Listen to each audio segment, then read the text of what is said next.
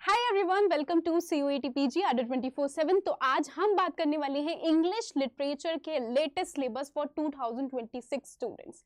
तो फटाफट से हम अपनी आज की इस वीडियो को स्टार्ट करते हैं। स्टार्ट करने से पहले मैं आपको बता देती हूँ कुछ यहाँ पर सतर्क होने वाले पॉइंट।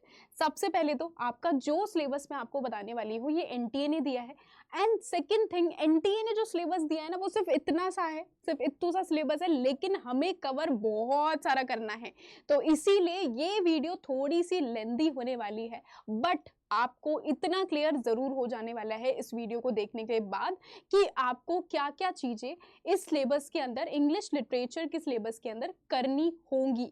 ओके, ताकि आपका एडमिशन भी दिल्ली यूनिवर्सिटी, JNU जैसी यूनिवर्सिटी में हो पाए। अभी बहुत सारे ऐसे स्टूडेंट्स हैं 2025 के जो कि मैंने खुद पढ़ाए हैं, मेरे खुद के स्टूडेंट्स हैं जिन्होंने दिल्ली यूनिवर्सिटी, JNU तक का सफर उन्होंने कंप्लीट किया है।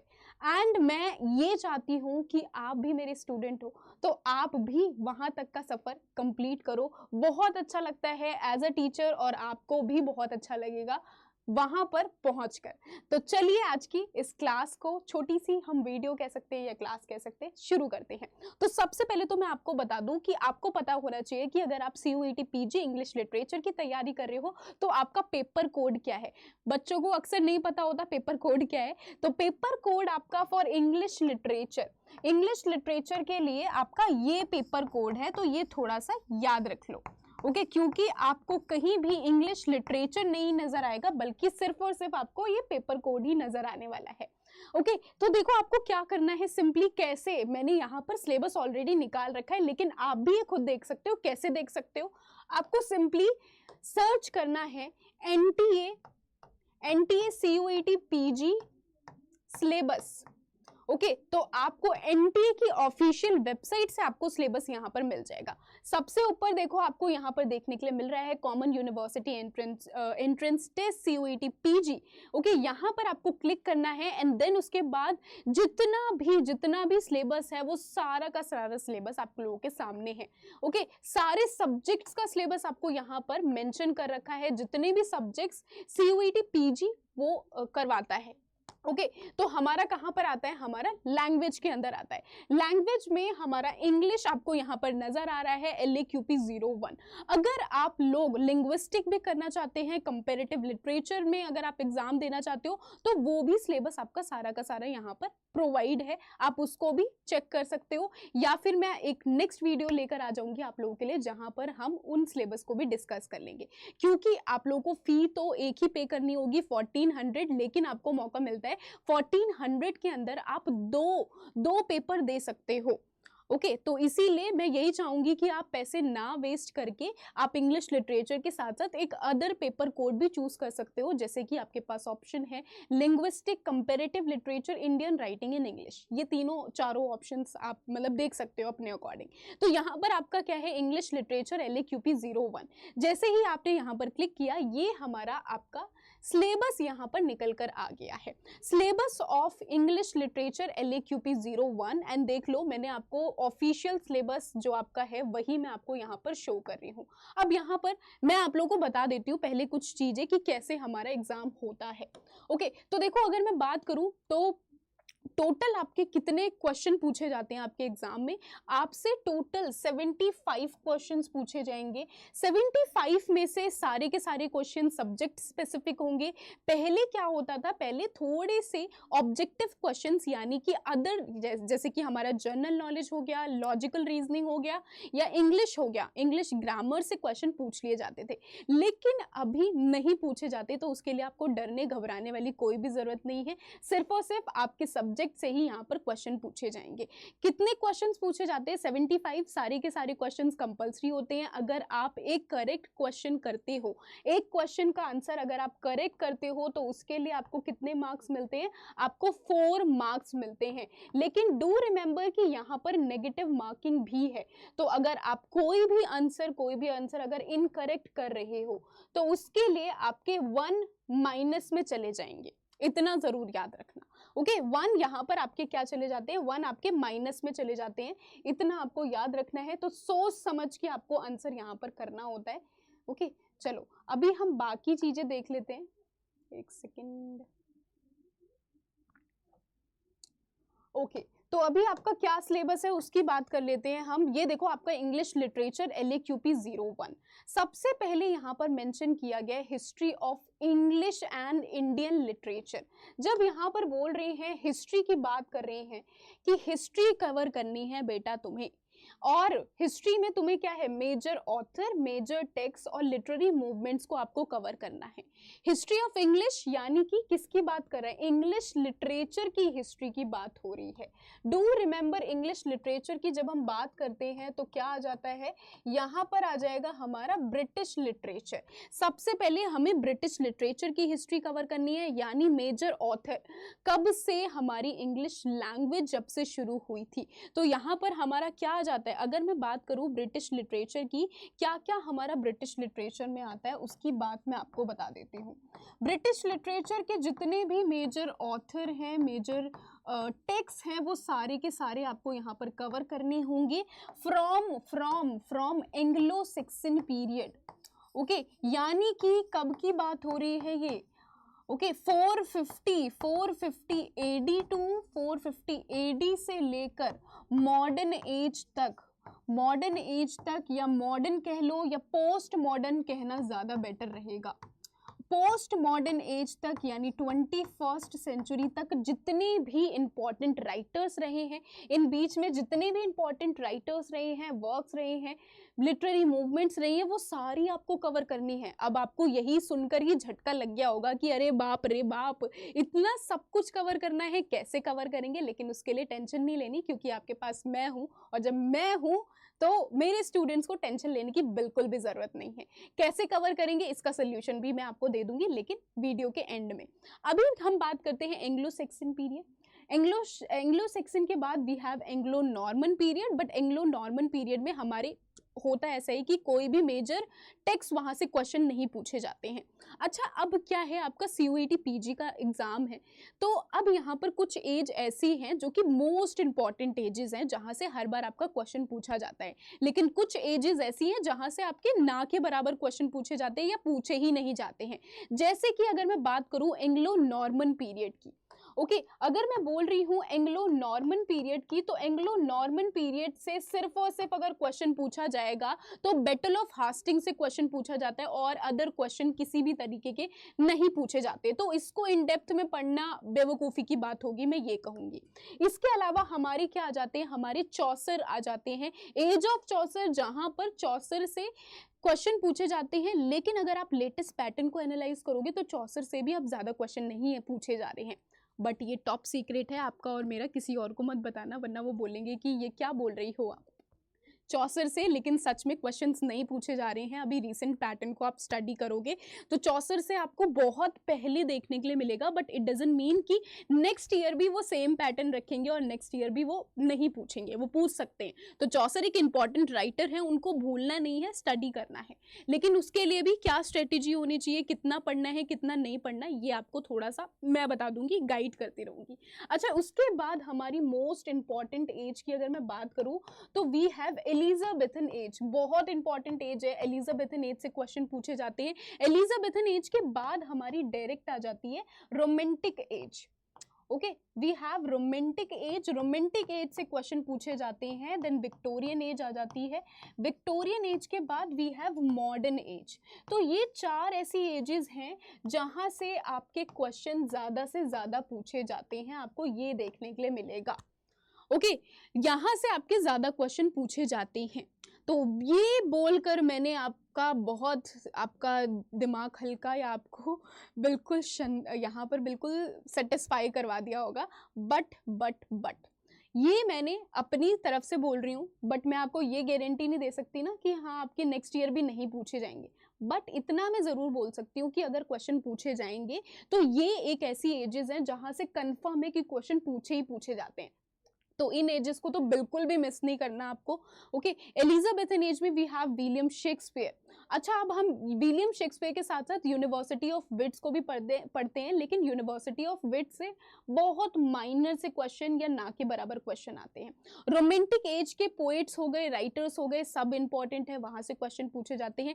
अच्छा, इन दोनों एलिजाबेथन से रोमांटिक एज के बीच में हमारी बहुत सारी एजेस आ जाती हैं जहां पर हमारे मेजर राइटर्स हैं, मेजर ड्रामेटिस्ट हैं, मेजर पोएट्स हैं। For example we have Ben Jonson. Ben Jonson from Jacobean age, जहां से वो इंपॉर्टेंट है, क्वेश्चन पूछ लिए जाते हैं। We have Aphra Behn, first women writer जिन्होंने जिन्होंने चूज किया था इंग्लिश लिटरेचर को एज अ प्रोफेशन। पहली वुमेन राइटर थी in British literature, in English literature. Okay, only in English literature. ऐसा नहीं है कि पहली वुमेन थी जो राइटिंग उन्होंने स्टार्ट की थी, उससे पहले भी थी, बट इंग्लिश की अगर हम बात करें तो वो पहली आ जाती है। ओके, एफ्रा बेन आ जाती है। वी हैव स्विफ्ट की राइटिंग्स है। वी हैव अलेक्जेंडर पोप, जहां से क्वेश्चंस बनते हैं। जॉन डन है, जॉन ड्राइडन है, मेटाफिजिकल पोएट्स है, वहां से क्वेश्चंस बनते हैं। तो ऐसा नहीं है कि इन एजेस के बीच में आपको बिल्कुल पढ़ना ही नहीं है, बट यहाँ पर हमारे कुछ मोस्ट इंपॉर्टेंट राइटर्स हैं, पोएट्स हैं, लिटरेरी मूवमेंट्स है, वो आपको पढ़नी होगी। रोमांटिक एज ऐसी है जहां से पोएट से क्वेश्चंस पूछे जाते हैं। रोमांटिक एज के जो पोएट्स हैं, first generation romantic poet, second generation, third generation, then we have romantic novels. Okay, वहां से क्वेश्चंस पूछ लिए जाते हैं। विक्टोरियन एज की कंफर्म नोवेल से क्वेश्चन पूछे जाते हैं। We have Charles Dickens, Elizabeth Gaskell. Okay, यहाँ से क्वेश्चंस पूछे जाते हैं। यहाँ पर हमारा ग्रेट विक्टोरियन एज के टाइम पर ग्रेट एग्जीबिशन हुआ था, तो वो एग्जीबिशन कब हुआ था, क्या टाइमिंग, क्या डेट था। ओके, यहाँ से क्वेश्चन पूछ लिए जाते हैं। तो ये थोड़ा आपको याद रखना है। मॉडर्न एज की जब हम बात करते हैं तो मॉडर्न एज तो बहुत बड़ी एज है। मॉडर्न एज में क्या था, मॉडर्न एज में बहुत सारे एक्सपेरिमेंट्स हो रहे थे, क्योंकि आपको पता है यहाँ पर वर्ल्ड वॉर हुई। वर्ल्ड वॉर के साथ साथ टाइटैनिक फर्स्ट अनसिंकेबल शिप बनाई गई थी, जो कि अपनी फर्स्ट जर्नी में ही डूब गई। ओके, और उसकी डूबने की वजह से क्या हुआ, इंग्लैंड की बहुत बुरी हालत हो गई, इकोनॉमिकली काफी ज्यादा लो हो गया था इंग्लैंड। अब इससे क्या हमें देखने के लिए मिलेगा कि लिटरेचर के अंदर क्या इम्पैक्ट पहुंचा था। बैकग्राउंड का हमेशा आप याद रखना कि बैकग्राउंड को स्टडी करना बहुत ज्यादा इंपॉर्टेंट है, क्योंकि बैकग्राउंड से इन्फ्लुएंस होकर ही एक पर्टिकुलर वर्क लिखा जाता है। ओके, नाउ हम बात करें मॉडर्न एज की, तो मॉडर्न एज में सबसे पहले तो यहाँ पर राइटिंग्स के साथ बहुत ज़्यादा एक्सपेरिमेंट्स किए गए थे। We have realism, we have imagism, stream of consciousness, epic theatre आ जाते हैं, शोरलिज्म, बहुत सारे अब्सर्डिटी, एग्जिस्टेंशियलिज्म, बहुत सारे इस टाइम पर हम कह सकते हैं, मतलब कि मुझे याद नहीं आ रहा, कभी ये याद करी हूँ, कभी वो याद करी हूँ, इतने सारे हैं। ओके, तो दातेइज्म आ जाते हैं, imagism, surrealism, realism, naturalism, then we have existentialism, theatre of absurd, और हाँ, दातेइज्म तो हो गया। ओके, तो यहाँ से आपके क्वेश्चंस भी पूछे जाते हैं। डायरेक्ट क्वेश्चन पूछा जाता है, फादर ऑफ रियलिज्म किसको कंसीडर किया जाता है, या फादर ऑफ एपिक थिएटर किसे कंसीडर किया जाता है। डायरेक्ट क्वेश्चन आपके लिटरेरी मूवमेंट से यहाँ से बनते हैं। इसके अलावा we have modern writer, modern novelist, modern poets भी हैं। मॉडर्न, हमारे मॉडर्न एज बहुत ज़्यादा इंपॉर्टेंट है, क्योंकि इस टाइम पर पोइट्री स्कूल ग्रुप्स भी हैं, जहां से आपका पहले भी क्वेश्चन पूछा जा चुका है। मूवमेंट ग्रुप में कौन कौन से पोइट हैं, ब्लूम्सबेरी ग्रुप में कौन कौन से पोइट हैं, ऑक्सफोर्ड ग्रुप में कौन से पोइट्स हैं। यहाँ से आपके क्वेश्चन अक्सर बनते रहते हैं, कौन से वॉर पोइट्स हैं। तो ये इंपॉर्टेंट एज है। We have D.H. Lawrence, we have Virginia Woolf, James Joyce, हमारे Robert Browning, William Tennyson, Victorian age के ये पोएट हैं। यहाँ से आपका ड्रामेटिक मोनोलॉग हर बार क्वेश्चन पूछा जाता है। लास्ट 3 साल से इनसे क्वेश्चन पूछा जा रहा है। तो देखो, ये हमारी, मैंने इन शॉर्ट मैंने आपको बताया है कि इस तरीके से आपको क्या पढ़ना है, ये ब्रिटिश लिटरेचर पढ़ना है। ओके, ब्रिटिश लिटरेचर इस तरीके से पढ़ने। अब क्या है, कौन से राइटर्स हैं, कौन से पोएट्स हैं जो कि आपको पढ़ना है, वो भी मैं आपको बता दूंगी। वो पूरी प्लेलिस्ट में आपको दूंगी, कैसे मिलेगी एंड में बताऊंगी, वो भी एक राज है। अच्छा, ब्रिटिश लिटरेचर के बाद क्या आ जाती है हमारे, क्या मेंशन है ब्रिटिश लिटरेचर के बाद, आपका क्या दे रखा है यहाँ पर, इंडियन लिटरेचर मेंशन है। जब हम बात कर रहे हैं इंडियन लिटरेचर की, तो ऑब्वियसली हम किसकी बात कर रहे हैं, हिस्ट्री ऑफ इंडियन लिटरेचर की यहाँ पर बात हो रही है। और जब हम बात कर रहे हैं कि इंडियन लिटरेचर की हिस्ट्री क्या है, भाई हमें ये बता दो, तो हमें यहाँ पर क्या कवर करना होगा कि इंडिया के अंदर इंग्लिश लैंग्वेज कब से एस्टेब्लिश हुई थी। ओके, याद रखो दो चीजें हैं डिफरेंस। पहली आपको क्या करना होगा, इंडियन लिटरेचर के अंदर सबसे पहले इंग्लिश लैंग्वेज की हिस्ट्री को कवर करना है। ओके, इंग्लिश लैंग्वेज की क्या हिस्ट्री रही है, ओके, कौन कौन सी एजुकेशन पॉलिसीज थी जिसमें इंग्लिश, पहली कौन सी एजुकेशन पॉलिसी थी जिसमें इंग्लिश को एस्टेब्लिश किया गया था। We have Lord Bentinck, Lord Macaulay. Okay, Lord Macaulay जिन्होंने फिल्ट्रेशन थ्योरी दी थी, उन्होंने बोला कि एक बार हमें क्या करना है, हमें सिंपली अमीर लोगों को पढ़ाना है और गरीब तो अपने आप कॉपी करने लग जाएंगे। अच्छा, आप लोगों ने देखा होगा आजकल ग्लास स्किन काफी ज्यादा फेमस है, तो हर कोई क्या चाहता है, हर कोई कोरियन ग्लास स्किन चाहता है, बिल्कुल चमकती हुई ग्लास स्किन चाहता है। क्यों चाहता है, क्योंकि उन्हें लगता है वो किसको इमिटेट कर रहे हैं, वो उन अमीर लोगों को इमिटेट कर रहे हैं, वो सेलेब्स को इमिटेट कर रहे हैं, वो फेमस इन्फ्लुएंसर्स को इमिटेट कर रहे हैं जिनके पास बढ़िया पैसा है। ओके, तो इन्फ्लुएंसर्स भी देखोगे आप यूट्यूब पर, सारे के सारे इन्फ्लुएंसर वो ट्रीटमेंट करवा रहे हैं, ग्लास स्किन का ट्रीटमेंट करवा रहे हैं। क्यों करवा रहे हैं भाई ग्लास स्किन का ट्रीटमेंट, क्योंकि उनको वो कोरियन सेलेब्स की तरह उनको भी ग्लास स्किन चाहिए। अच्छा, वो लोग तो ट्रीटमेंट करवा लेते हैं, जो हम जैसे गरीब लोग हैं हम ट्रीटमेंट नहीं करवा पाते, तो हम क्या करना चालू कर देते हैं, हम लीपा पोती, हम 10 चीजें अपने फेस पर अप्लाई करना शुरू कर देते हैं। क्यों, क्योंकि हमें भी इच्छा है ग्लास स्किन चाहिए। तो सेम यही है हमारी फिल्ट्रेशन थ्योरी। लॉर्ड मकाउले ने क्या बोला कि हमें सिर्फ और सिर्फ जो अमीर लोग हैं, जो रिच पीपल हैं, उनको इंग्लिश लैंग्वेज पढ़ाने की जरूरत है, उनको इंग्लिश लैंग्वेज एजुकेट करवाने की जरूरत है। Rest of the bloody Indians, rest of the people, rest of the Indians, they will imitate rich people. Okay, हम उनको ही इमिटेट करेंगे, जो कि एक्चुअली में उन्होंने काफ़ी अच्छा बोला था। हम हमेशा क्या करते हैं, हम हमेशा अपने से जो बड़ा है, हमसे जो अच्छा दिखता है, हमसे जो अमीर है, उनको इमिटेट करने की कोशिश करते हैं।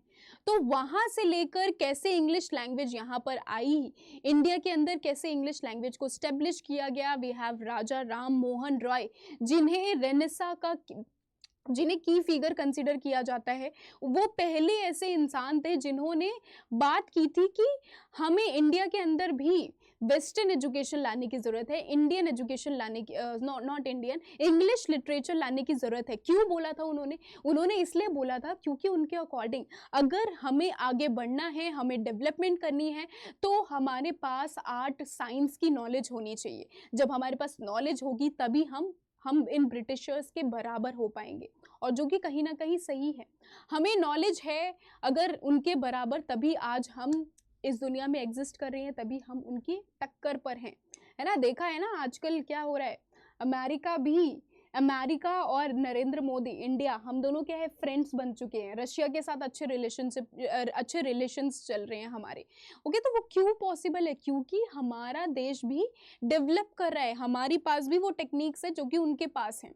तो ये सेम चीज राजा राम मोहन रॉय ने बोली थी। और उसके बाद हमें क्या देखने के लिए मिलेगा, हमारे बहुत सारे ऐसे इंडियन राइटर्स हैं, जैसे कि we have first novel in English Indian literature.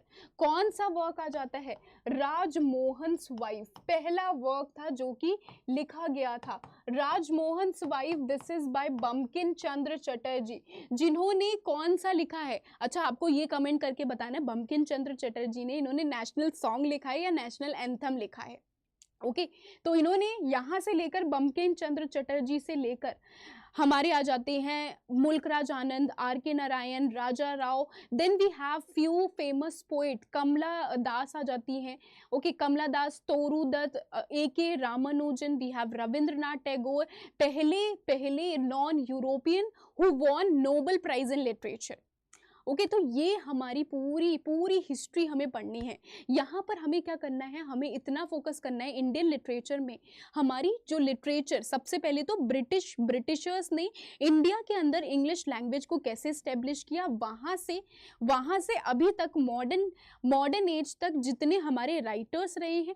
यहाँ पर इंडियन लिटरेचर से, लिटरेरी मूवमेंट से क्वेश्चंस नहीं पूछे जाते। यहाँ पर आपको क्या याद रखना है, सिंपली आपको फोकस करना है यहाँ पर इंडियन राइटर्स इंपॉर्टेंट है। Okay, and Indian poets important है, दैट्स इट। आपको इन 2 चीजों के ऊपर फोकस करना है और रेस्ट ऑफ द थिंग भूल जाओ, क्योंकि यहाँ से लिटरेरी मूवमेंट से कोई क्वेश्चन नहीं पूछे जाते। तो आपको इनके ऊपर फोकस करना है, इनके मेजर वर्क्स कौन से है, मेजर पोइट्रीज कौन सी है, वहां से क्वेश्चन पूछे जाते हैं। और वो भी कैसे क्वेश्चन, मैचिंग से क्वेश्चन पूछ लिया जाएगा या फिर क्रोनोलॉजिकली क्वेश्चन पूछ लिया जाएगा, ज्यादा डिफिकल्ट नहीं आता।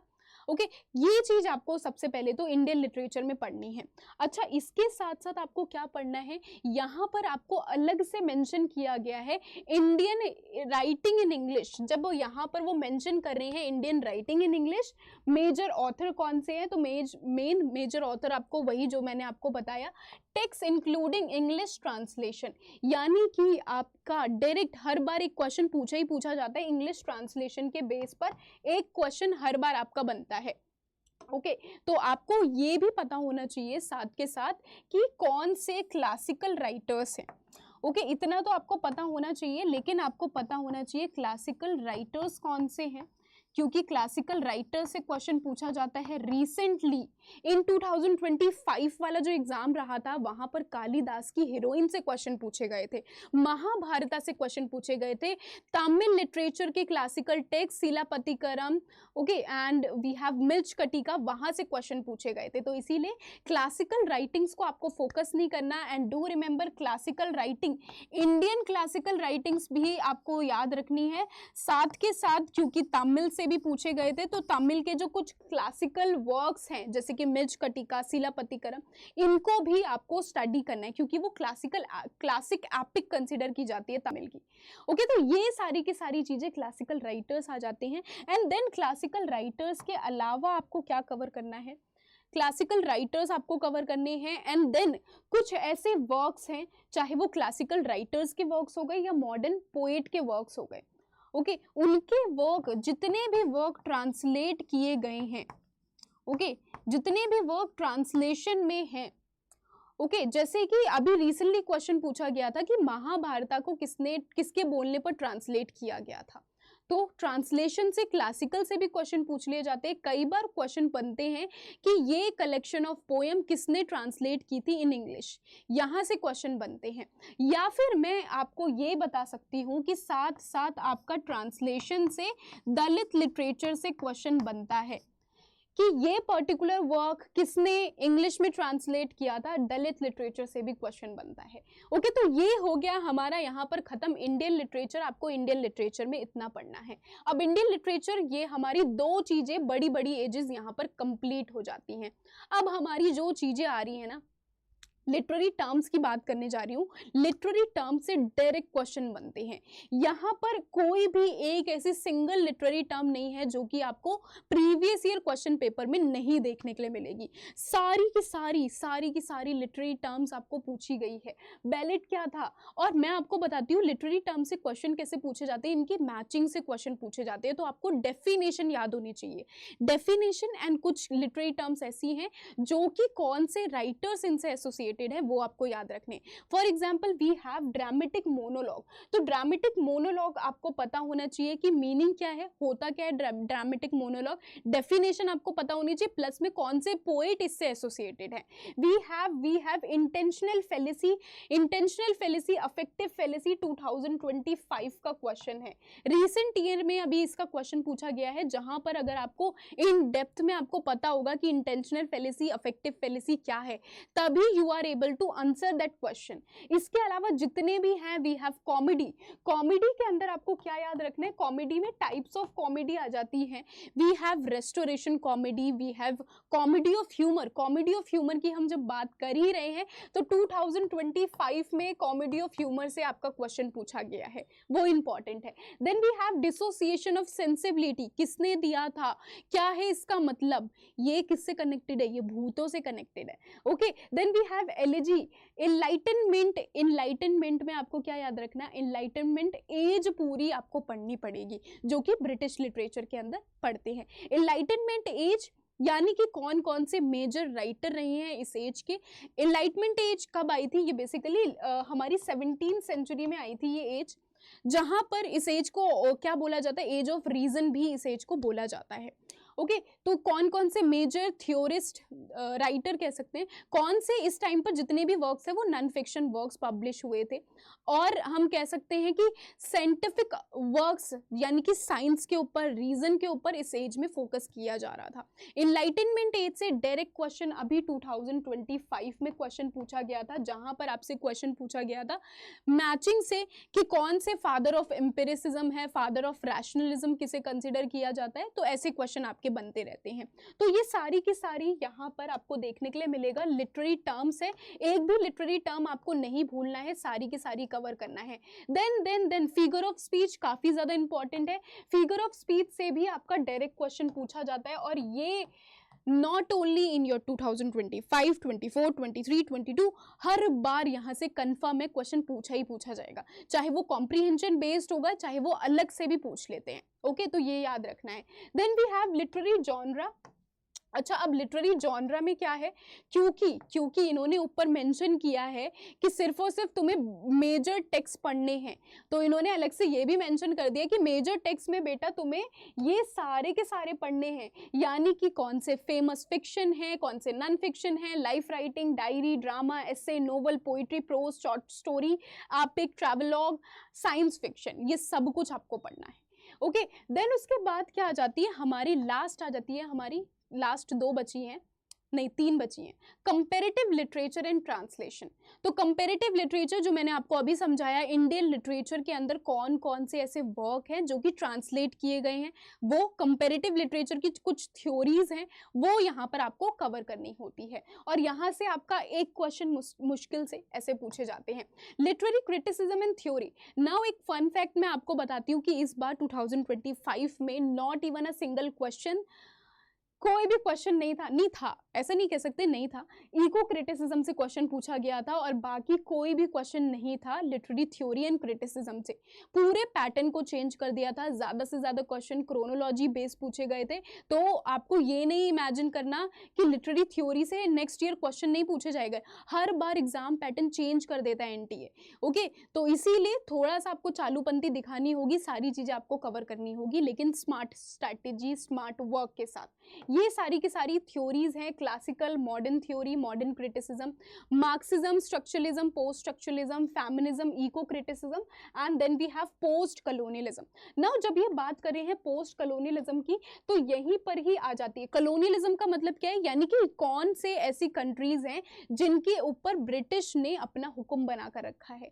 कलोनियलिज्म में जहां से भी, जहां जिस भी कंट्री पे ब्रिटिशर्स ने अपना कॉलोनी सेट की थी, वहां पर जो लिटरेचर प्रोड्यूस हुई है वो हमारा यहाँ पर आ जाता है। तो यहाँ पर आ जाते हैं हमारी African literature, we have Afro African या एफ्रो अमेरिकन कह सकते हैं हम यहाँ पर, Afro American literature, and then we have American literature. Okay ये थोड़ा सा बोर्ड वर्क नहीं कर रहा, तो African, Afro American, American literature, ये सारी हमारी पोस्ट कलोनियल लिटरेचर में आ जाती हैं। प्लस में कुछ अलग से थ्योरी है, we have mimicry, hybridity, ambivalence, third space, orientalism, तो ये सारी की सारी थ्योरी भी आपको कवर करनी होगी। एट द एंड लास्ट में हम कंक्लूड कर रहे हैं, एक छोटी सी चीज आपको करनी होगी कि जितने भी नोबेल अवार्ड आपको, जितने भी नोबेल अवार्ड मिले हैं, Nobel prize, Booker prize, and then we have Sahitya Akademi award, ये भी आपको कवर करने होंगे। आई होप कि आपको समझ में आ गया होगा कि आपका इंग्लिश लिटरेचर का सिलेबस, मैं बोलते बोलते थक गई सच में, कि इंग्लिश लिटरेचर का सिलेबस आप लोगों का कितना ज़्यादा लेंदी है। ओके लेकिन अब मैं आपको बताती हूँ कि आप इसको कैसे कवर कर सकते हो। सिंपल आपको क्या करना है, आपको सबसे पहले आपको अडा 24/7 आपको सर्च करना है। मैं आपको बताती हूँ, अडा 24/7 जैसे ही आप सर्च करोगे, यहाँ पर ऑल कोर्सेज है, मैं फ्री की चीज़ आपको बता रही हूँ, कुछ भी पेड नहीं बता रही। CUET PG पर आपको जाना है, फ्री की चीज़ अगर आपको लेनी है तो। CUET PG में CUET PG, सबसे पहले आपको UG PG एंट्रेंस एग्जाम देखने के लिए मिलेगा साइड में, CUET PG। अब यहाँ पर जितने भी हमारे कोर्सेज हैं वो दिख जाएंगे, यहाँ पर CUET PG इंग्लिश लिटरेचर पर जाना है। इंग्लिश लिटरेचर पर जाने के बाद आपको यहाँ पर जो कोर्स दिख रहा है, जैसे कि वी हैव शेक्सपियर और महापेक, तो अब जब भी ये वीडियो देखोगे तो आपको और ज़्यादा यहाँ पर कोर्सेज देखने के लिए मिलेंगे। तो जो भी कोर्स यहाँ पर अवेलेबल है, अदर देन महापेक, उस कोर्स को आपको क्लिक करना है, नीचे स्क्रॉल डाउन आपको करना है। ओके, स्क्रॉल डाउन करने के बाद आपको यहाँ पर ऑप्शन आता है स्टडी प्लान। स्टडी प्लान पर आप जैसे ही क्लिक करोगे, यहाँ पर आपको study plan, check here study plan. अब यहाँ पर जितने भी मेजर ऑथर हैं, जितने भी मेजर राइटर्स हैं, ओके, वो सारे के सारे जितने भी आपकी लिटरेरी क्रिटिसिज्म है, थ्योरीज हैं, लैंग्वेज थ्योरी है, कंपैरेटिव लिटरेचर, वो सारे के सारे यहाँ पर मेंशन है। ओके, जैसे कि आप यहाँ पर स्क्रॉल डाउन करोगे, क्या क्या आपको दलित लिटरेचर में पढ़ना है, जैसे कि यहाँ पर मैंने सारे के सारे राइटर्स मेंशन कर रखे हैं। अलेक्जेंडर पोप हो गया, Samuel Johnson, Daniel Defoe, okay, Samuel Richardson, we have pre romantic age, then उसके बाद रोमांटिक एज स्टार्ट हो जाती है। तो सारा आप यहाँ से हेल्प ले सकते हो कि इस तरीके से ये राइटर आपको पढ़ने होंगे। ओके, अगर आपको टॉपर बनना है तो, अगर आपको ये सारा चीजें अगर आप खुद से पढ़ लेते हो तो वेल एंड गुड, कोई प्रॉब्लम नहीं, कोई दिक्कत नहीं। लेकिन अगर आपको मेरी हेल्प चाहिए तो मैं आपको बता देती हूँ कि हेल्प के तौर पर डेली यूट्यूब पर फ्री क्लासेस लगती हैं। ओके, डेली यूट्यूब पर फ्री क्लासेस लगती है एट 6 PM, ओके, जिसमें आप लोगों को ये सिलेबस कवर करवाया जाता है। बट क्योंकि ऑब्वियसली आपको पता है सारी चीज़ें तो मैं यहाँ पर आपको नहीं कवर करवा सकती, तो इसीलिए एक पेड बैच भी है जहाँ पर ये सारा का सारा आपको कवर करवाया जाएगा। इसके साथ साथ आपकी डाउट क्लासेस, आपके टेस्ट पेपर्स आपको मिलते हैं, मॉक टेस्ट आपको मिलता है, प्लस में आपकी हर एक क्लास के बाद आपका टेस्ट होता है। कुछ प्रीवियस ईयर क्वेश्चन पेपर्स भी उस पेड बैचेस में, पेड क्लास में करवाए जाते हैं। प्लस में अगर आपको क्या है फ्री, आपको क्या है उस बैच के अंदर जितने भी मेरे हायर लेवल के जो नोट्स हैं, जो कि आपके not only in CUET PG बल्कि UGC नेट एग्जाम को क्लियर करने में भी हेल्प करेंगे, वो नोट्स भी मैं प्रोवाइड करती हूँ। अब अगर आपको कोई भी डाउट है, कोई भी क्वायरी होती है, तो आप मुझे यहाँ पर मेल सेंड कर सकते हैं। मैं अपनी मेल ID यहाँ पर मेंशन कर दे रही हूँ। Okay, so this is my mail ID। S small का रखना हमेशा, ईमेल ID में एस जो फर्स्ट लेटर होता है वो स्मॉल होता है, sudha.maura@ada247.com। ओके, ada247.com, ये है मेरी ईमेल ID। अगर आपको कोई भी दिक्कत है, सिलेबस के रिगार्डिंग कोई दिक्कत है, तो आप मुझे यहाँ पर मेल सेंड कर सकते हो। Also if you want free PYQs, आपको प्रीवियस ईयर क्वेश्चन पेपर्स चाहिए, प्रीवियस ईयर नोट्स चाहिए, free of cost. Okay, free of cost आपको PYQs चाहिए, आपको कुछ इंपॉर्टेंट नोट्स चाहिए, PDFs चाहिए, तो उसके लिए भी आप मुझे यहाँ पर मेल सेंड कर सकते हो। एंड अगर आपको हमारे पेड बैच में इनरोल होना है तो वो कैसे होगे, वो भी मैं आपको बता देती हूँ। पेड बैच में इनरोल होने के लिए आप सबसे पहले तो मुझे मेल सेंड कर सकते हो, because I will give you a special coupon code, जिससे कि आपको एक स्पेशल मेंबरशिप कूपन कोड दूंगी, जिससे कि you will get extra discount. Okay, अब आपको क्या करना है, जैसे कि आपने नॉर्मल ओपन किया CUET PG एंड देन आपने UG PG एंट्रेंस क्लिक करके आप CUET PG के कोर्सेज पर आ गए। यहाँ पर आपको बाय नाउ पर क्लिक करना है। बाय नाउ पर क्लिक करने के बाद यहाँ पर आप इस कूपन कोड को अप्लाई कर सकते हो, SM30। आप जैसे ही इस कोड को अप्लाई कर दोगे तो आपको एक्स्ट्रा डिस्काउंट यहाँ पर मिल जाएगा और आप एनरोल हो जाओगे मेरे कोर्स में, जहाँ पर ये सारी मेहनत मैं करूँगी। आपको सिर्फ अपनी तरफ से 100% देना होगा, आपको सिर्फ और सिर्फ पढ़ाई के ऊपर फोकस करना होगा। आई होप कि आपको ये इतनी बड़ी वीडियो समझ में आई होगी। आई होप कि आपको कोई भी डाउट नहीं होगा। अगर कोई दिक्कत, कोई परेशानी, कुछ भी होता है, आपको कोई भी हेल्प की ज़रूरत है, मैं ये नहीं कह रही कि पेड बैच खरीदोगे तभी हेल्प करूँगी। कोई आपको वैसे भी कोई दिक्कत, कोई परेशानी है तो भी आप मुझे यहाँ पर मेल सेंड कर सकते हो। बट हाँ, क्योंकि बहुत सारे स्टूडेंट्स के 100 ऑफ स्टूडेंट्स मुझे मेल करते हैं, तो please don't forget to mention subject ज़रूर मेंशन कर देना, ज़रूर से ज़रूर, कि हमें ये बात करनी है, सब्जेक्ट मेंशन कर देना, जिससे कि मुझे क्लेरिफाई हो जाता है कि हाँ ये मेरा स्टूडेंट है, ये एक ऐसा क्वेश्चन पूछ रहा है। कई बार ऐसा होता है, कुछ ऐसे भी मेल आते रहते हैं, तो सब्जेक्ट देखकर ही मैं मेल पढ़ती हूँ, तो इसीलिए आप मुझे यहाँ पर मेल सेंड कर सकते हो। क्लियर?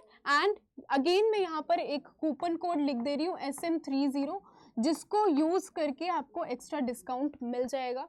ओके, और आप एनरोल हो जाओगे हमारे कोर्स में। ओके, एंड प्लस में आपको हमारी कम्युनिटी में भी आप इसी कोड से एनरोल होगे। तो इंग्लिश लिटरेचर के स्टूडेंट हो तो यही कोड आपको यूज करना है। ओके, चलो मिलते हैं नेक्स्ट वीडियो में। Bye bye everyone.